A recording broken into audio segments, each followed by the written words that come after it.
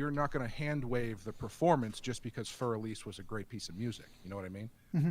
And Osira, I think they were trying to position her as the sort of Gul Dukat character, but they didn't do the work to make that viable. They just completely backload the entire thing. And I think it's been a common trope of Discovery's villains. It's not just Osira. Yeah. This is a Discovery villain problem across all seasons. Yeah, and so the electricity and narrative conflict and drama that you would pull from a scene with Gul Dukat in Deep Space Nine, where he gets in the room with Cisco or whoever, and they start hashing it out, doesn't exist, because up to this point we haven't seen any indication that she's that kind of character. She's just been played as this space pirate. And I would also argue, I wanted to ask you, do you feel like the deal that she's making with Starfleet is honestly a depiction of her being a gray area character, or is it ultimately just her figuring out the way to hedge her power and not be held accountable? Because the thing, for me anyway, the thing that undercuts it being a gray zone thing is when Vance says, all right, but we have to prosecute you, and she completely balks at it. Because if it was truly she was doing it for the betterment of the galaxy, then she should sacrifice herself, or you would think that she would be open to the idea. I think there's a couple of things to that. I think I see more, and this could be a part of what I do for a living. Like for the last 2 years, as stupid as this sounds, and I'm grateful for all the fans watching, by the way, but my entire career has been breaking down like the nitty gritty aspects of science fiction, mostly Star Trek, right? I have an 8-hour breakdown of the Dominion War. Nice. Yeah. So maybe it's the fact that I just see a bit more nuance when I watch all of this, to kind of go what you were saying, Wes, before. And it's quite possible I'm giving it more than what it is actually giving to it. That's something that I'll consider when it comes to that. Because I think it is a lot better built out than what's being given credit for it. But that, again, could go back to what I'm saying. When it comes to the character of Osira, I completely agree that this is somewhat left field. It should have been extended out through through at least 3 or 4 episodes. I don't know that it should be from episode 1, but definitely a few episodes. I think that makes her a gray character? What's her motivation here for joining Federation? I think her motivation is that I think it's twofold. I would somewhat agree that she wants to she's not willing to completely give up her power. I'll agree with that. But I do think that she sees the writing on the wall, and that they have to combine with the Federation to survive. I do think that there's some earnesty there. Some people have theorized, and again, this goes back to them not expanding, I wish they would, that perhaps she's being pressured by the other warlords, or whatever, minions, whatever they're called in the Emerald Chain, to combine with the Federation, because they simply can't survive once the dilithium is gone. So, go ahead. Maybe no, I think I understand what you're saying, but what's the narrative conflict here in that case? What is preventing this treaty from going through? Or what's interesting about it? So as far as the Discovery of the TV show says, it's Vance saying you have to undergo prosecution for this. That's the trade we'll make. See, that's the tool, but I don't think that's the point. The point of this is the Federation isn't willing to give up its ideals, even if it means its own destruction. That's what I see when I see Vance doing it. Now, there's an interesting point here, because if you look at like the Khitomer Accords, they didn't ask for all of the, or even maybe the Dominion War, but during the Khitomer Accords, they didn't ask for anybody to stand trial or anything like that. The Treaty of Algernon with the Romulans, they didn't ask for any of them for their atrocities. So this is kind of unique, but. I think they made an alternate universe space Hitler an officer on their ship, so I don't know. I don't know how much they really care about There. Well, we're talking about Vance, not Discovery. I mean, I think that's kind of fair. But Vance, I think it's the fight for the soul of the Federation. Vance knows that this is the best deal. This is on a silver platter. This would take Starfleet out of the Dark Ages. But he's not willing to do it if it means they have to follow a warlord, someone who is so dirty she couldn't possibly be a part of the Federation without going through trial. She agrees to stop doing a lot of the nefarious things she's been doing in this, right? That's part of the deal. Sure, but she's already done so much harm that her not standing trial in and of itself is I don't know the word I'm looking for, an injustice, we'll say. Now again, the Federation has signed stuff before, but I saw it as a fight for the soul of the Federation. To accept this, willingly letting someone who is bloodied go, or to stand by their ideals. Maybe I'm seeing too much into it. I think that's a good counter. I really appreciate you guys, I want to say. Oh, thank you. I appreciate you as well. I don't... Imagine you're not a Star Trek fan, right? How are you supposed to draw that from this season? This is the first season of Star Trek you've ever watched. How are you supposed to know that the soul of the Federation is at risk here? What does that mean for someone who's unfamiliar with this franchise? Well, yeah, but I mean, I agree that that's a common problem. They go into it expecting you to know a lot, but you could say that of several different seasons of Deep Space Nine. So, I mean, they don't. No, I wouldn't say that. I wouldn't say that you are completely in the dark if you watch a DS9 episode, or like a revelation in a conflict is like, where is this coming from? What is this supposed to be? You might not be familiar with a character that has been shown up before, but those shows were much better at telling a story that would build to a crescendo that you could actually understand. I would say that if you are unfamiliar with what the Federation is supposed to represent, this season has done nothing to explain what the Federation represents, right? And I don't know. I would also add to that, Wes. I think the show in general has a tough time with that, because usually what ends up happening over the past 2 seasons is it never really comes up, and then the second to last episode or the last episode, somebody makes a teary-eyed impassioned speech about it, and you go, "Oh, okay." I don't know that I agree with that. I think we've had what is specific times. Sorry, can you just give me like one specific? What has the Federation done this season that espouses Federation values? The defense of Kaminar. I'd have to that was think done on off screen, right? That's done off screen. That's just Vance sends the ship to Kaminar. Is that what you're talking about for that one? What has Vance decided to do that espouses Federation values on screen in a story? I would say the first meeting of Starfleet with the conversation between Vance and Saru and Michael espouses the Federation ideals, or where they wanted to be. I would say when Vance decides not to throw Michael into the cell, God, I hate being Southern, into the jail cell. I can't say E's well. It's okay. We can't say ours. I'd say that is a showing the Federation ideals, because she saved people, he let it go. I think that speaks to the Federation ideals.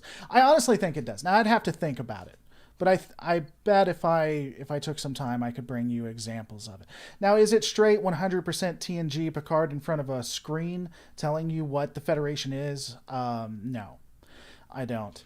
I would also say, just one last thing, I would also say that I disagree. And maybe I'm wrong on this, maybe I need to go back and watch it, but I think if you watched starting at season 7, I think, of Deep Space Nine, and you watched just from season 7 up to In the Pale Moonlight, I think it was season 7 he did that. I think that's In the Pale Moonlight. I don't think you'd have an adequate understanding of what Starfleet is. I think it requires you to have watched previous seasons as well. I think Deep Space Nine is... Oh, I was just going to say, it's a little bit tougher with Deep Space Nine, just because what Starfleet is gets kind of murky in that show generally. I agree. I see, but that's why I'm saying I don't think that it's as good a argument with Discovery, because it happened in Deep Space Nine. I think everybody, I'd be interested, this may be a little bit of a tangent. I think a lot of people, myself included, look at Starfleet really based on TNG. The ideals given to us by TNG. I'd be curious if you guys agree with that or not. I would say, if I could guess as to why that is, I think that's where it was crystallized, really, because it didn't Yeah. From what I remember anyway. It's not really that much of a factor in TOS, and it's not until you really get into, and even the early movies, it's not going to really talk about that much. Well, But sorry. So, all right. So, I guess I'm trying to hammer home the point of why this doesn't work for a Federation story for Discovery's third season, right? So, say you give Discovery's third season Federation TNG values, right? Okay. Because that's what I think. I think that's a return to.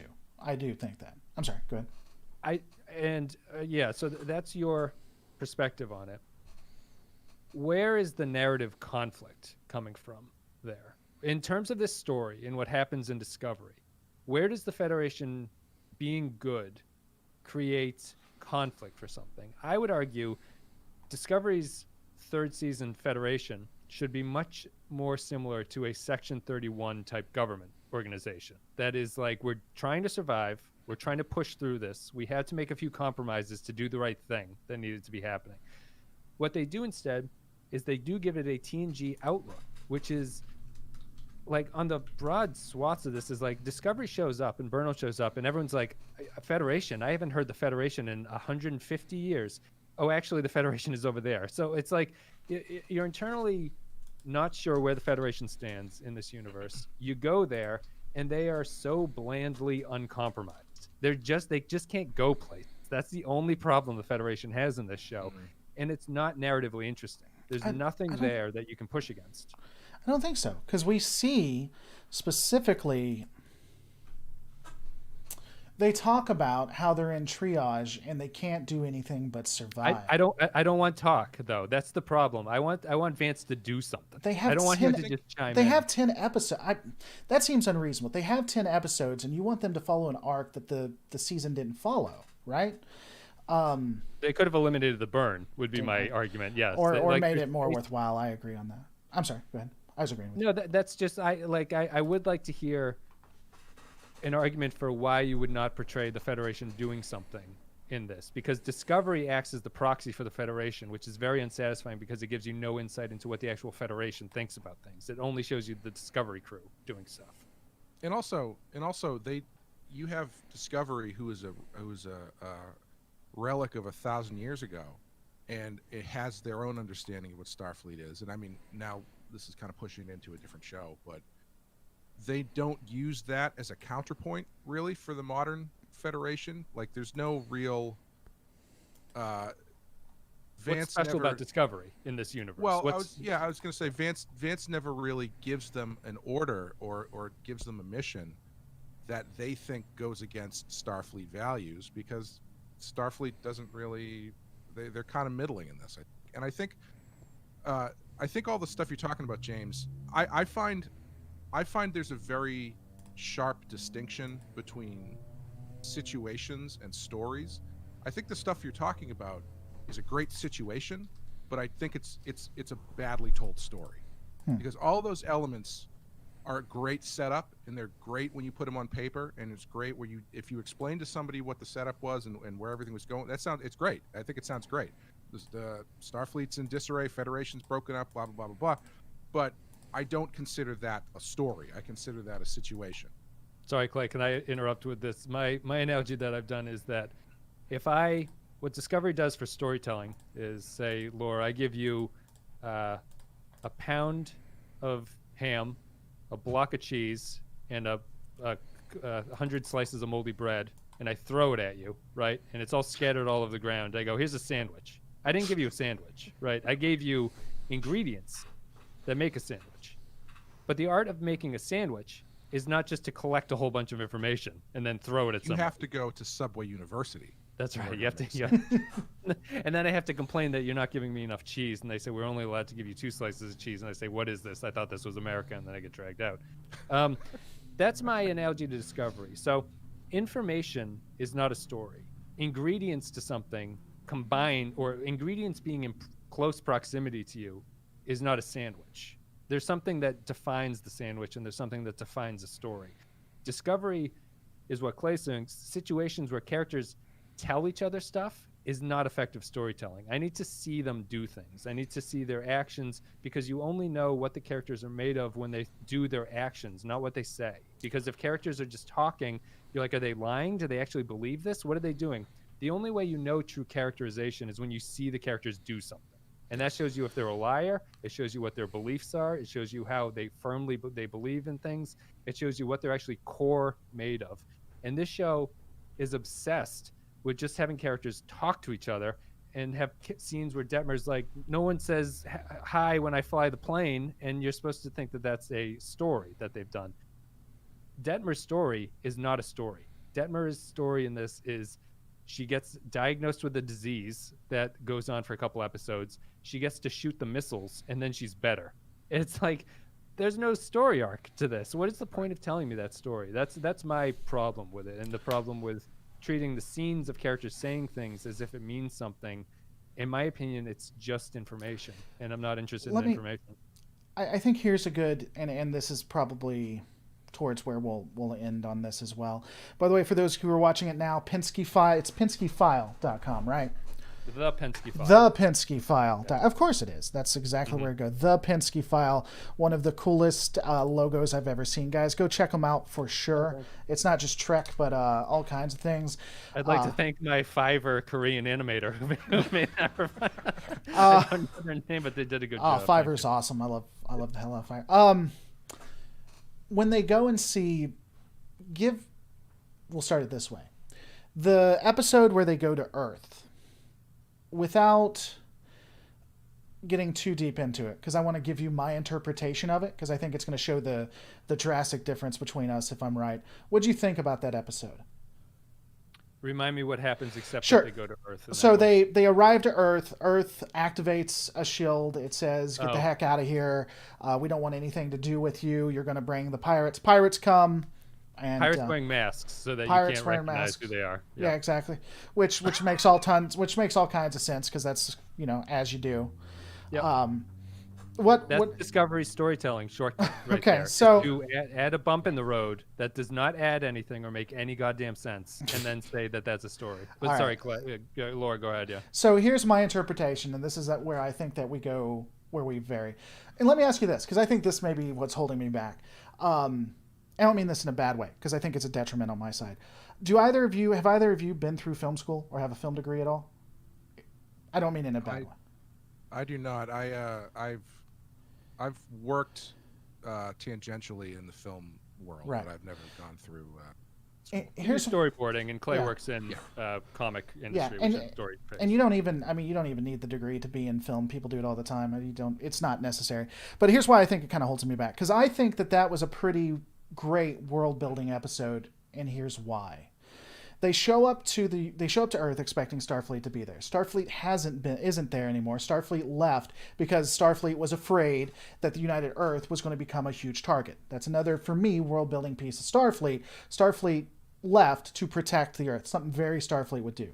The Earth became the United Earth again, and it became very isolationist. I don't think they're bigoted. We see them have aliens and stuff like that, but they only care about who's on the planet right now. Anyone who's not on the planet isn't their concern, right? They're like Israel. They're concerned with protecting themselves, but they're not exactly like actively hostile towards the outside world. Yeah, they've forsaken all of their colonies and everything, and they're just really, really trigger happy, right? A colony, they're attacked by pirates. Not a huge fan of the mask, I agree. It's just a way to make it so that they can do the big reveal. They're attacked by pirates. They learn that it's one of their colonies that they let go. And this goes back to what Wes is saying. No, I'm sorry, Clay was saying that I'm making more than it should be. But a colony comes, they realize their faults, and I think that starts to change in the United Earth, which I hope, the United Earth is going to show up to help the Federation in the finale. I don't know that they will, but I think that'd be great for them to go from They always do. It's definitely happening. To go from the timing of it would make no sense. She wouldn't have enough time to pull them together, but I still think it would be. It makes as much sense as the Kelpians showing up in jet fighters. It'll be 4 for 4 of modern Star Trek seasons ending, and all your friends combine and shoot people. But you see what I'm saying? When you look at all of these pieces on the floor, it really makes an interesting sandwich. But maybe again, that's just me pulling too much. Because again, I don't no, want I to eat know. it.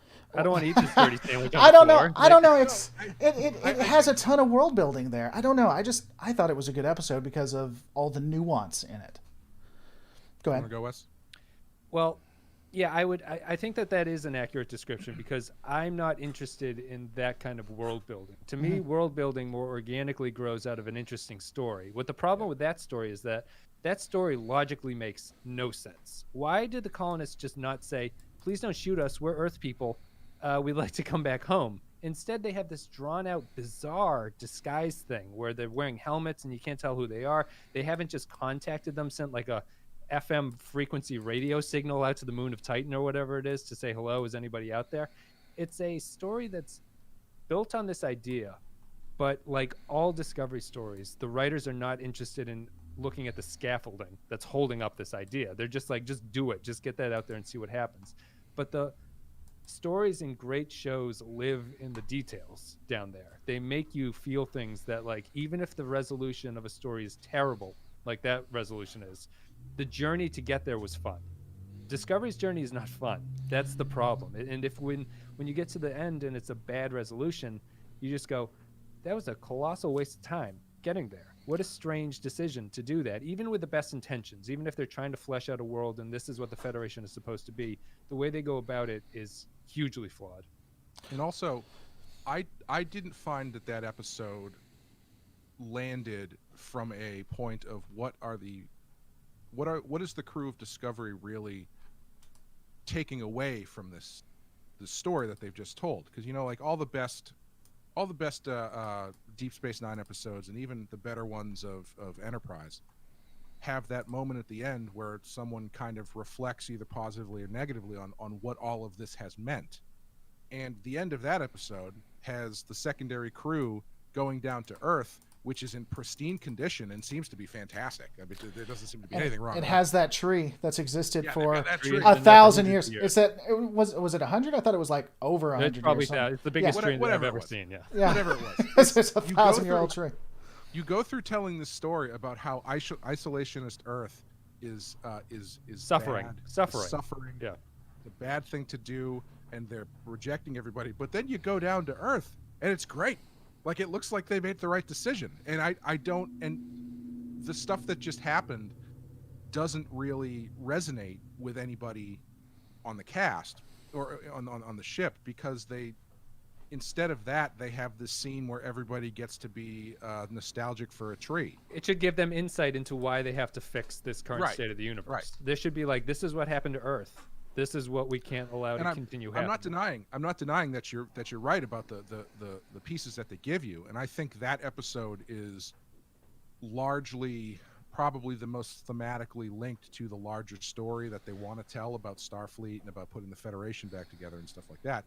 But even if that's the case, the takeaway is that everything's fine. There's no reason to rebuild the Federation because everything on Earth is fine. I feel like they're not super honest. I'd be fine with that storyline too. Just like, there is no reason to rebuild the Federation. They learned that it's like, what is the Federation in this universe? But Sure. Sorry, go ahead. I mean, yeah. isn't that kind of like, obviously this is going to take us in a whole different direction, but isn't that kind of where it feels like this should be going to Yeah. a certain extent? Because Michael is so determined to put the Federation back together without really giving us a reason as to why that needs to happen. And ultimately, shouldn't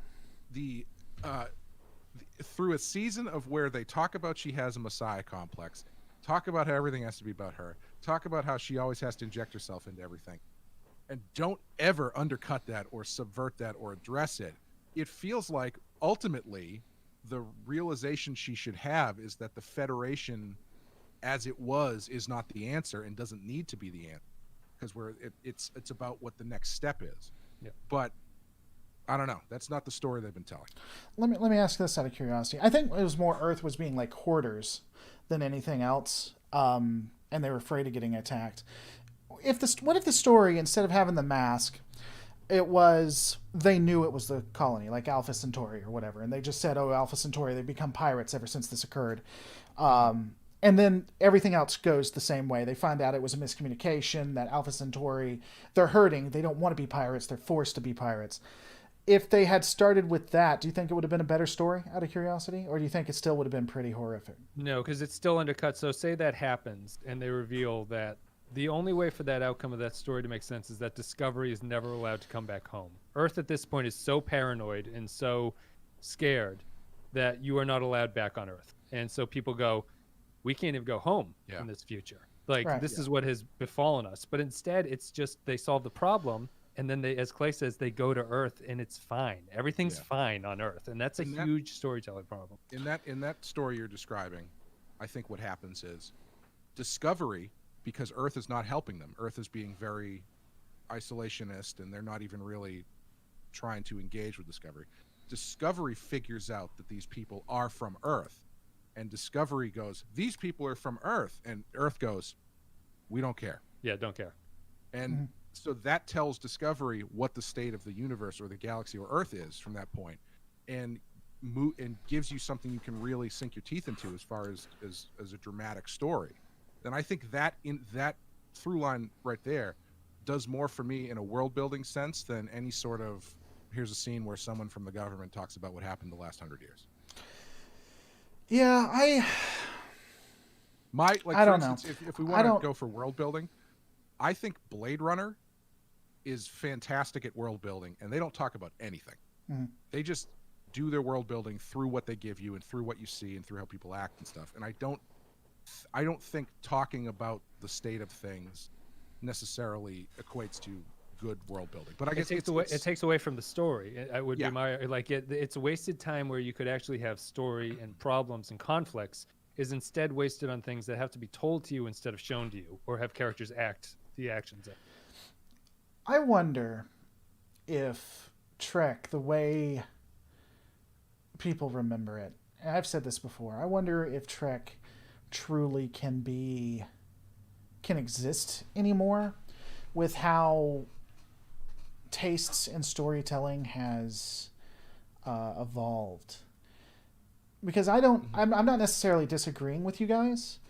I just, when I look at this, especially with the ending the way it is, there are so many episodes in all of the series that I think would end in a similar way, which wouldn't make a lot of sense, where it's happier than it should be.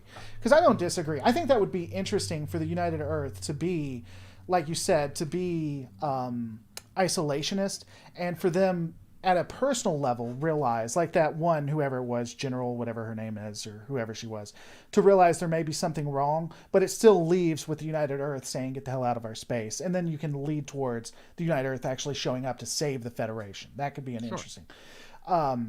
Which I think, but I would think most TNG and other episodes would end the way it ended here. I don't know if Trek can be that way anymore. Sorry to interrupt, but there's a fundamental difference in the storytelling, which is that in an episodic storytelling, that downbeat is the end of the first or second act. Yeah. So that you have the negative outcome, but in a serialized story, the end of one episode can be the downbeat that you then build off of. And however, the downbeat in this episode only makes sense as a downbeat, where you can end this story positively. I can see a Discovery third season ending positively, but you have to suffer through. You have to have trials and tribulations to get to that point to pay it off at the end, which is what a TNG or DS9 episode would do in the first 10 minutes, and then build to a happy end. Right, I'm sorry. Go ahead. No, I was just going to say I find it interesting that we've spent the entire time talking about Starfleet and haven't even broached 2 episodes of sending Georgiou back. Georgiou. I do have to run pretty quick, Laura. But can you defend Georgiou's 2-parter episode?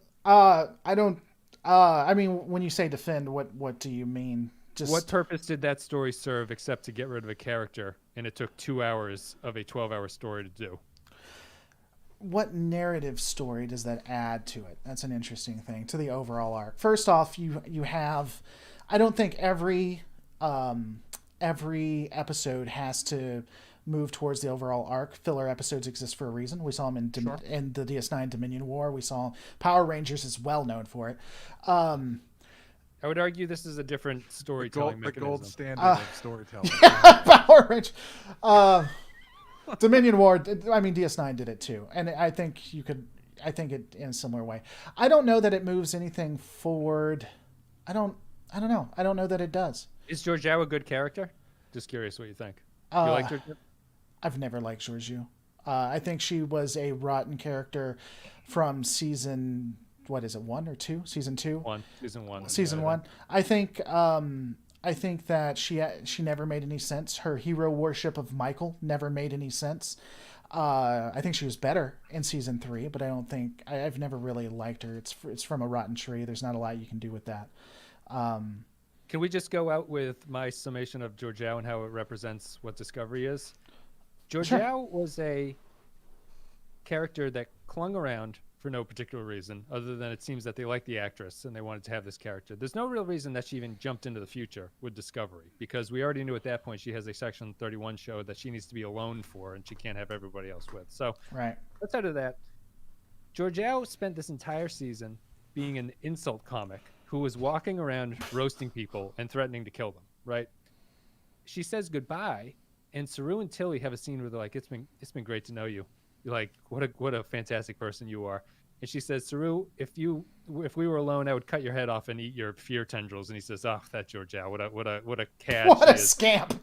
And so she goes off and goes back to the mirror universe, realizes after killing a bunch of people in the mirror universe that there's a better way, and torturing her daughter, into that she has something to yeah. feel about, then just kind of leaves the show through a sort of half-baked idea plot. That to me is Discovery's storytelling in a nutshell. It's a whole bunch of weird decisions that you have a character who's doing nothing that then climaxes in one episode, and they flip the character and they say this character's learned something, and you go, this character was just roasting people.